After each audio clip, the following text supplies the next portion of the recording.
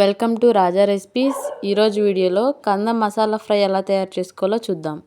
ముందుగా కందని తీసుకుని దాన్ని 2 ముక్కలు చేసి ఇలా తురుముకోవాలి.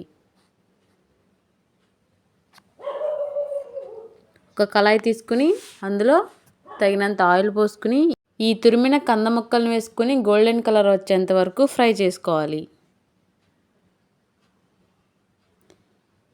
ఇలా ఫ్రై చేసుకున్న దాన్ని తీసి పక్కన పెట్టుకోవాలి.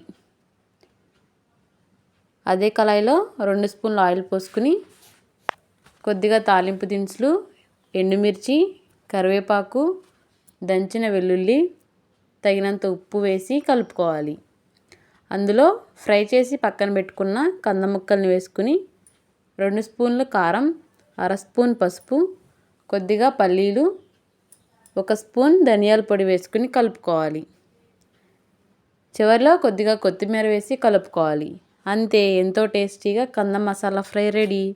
మీరు కూడా ఒకసారి ట్రై చేయండి. ఈ వీడియో మీకు నచ్చినట్లయితే మా రాజా రెసిపీస్ని సబ్స్క్రైబ్ చేసుకోండి. Thank you for watching.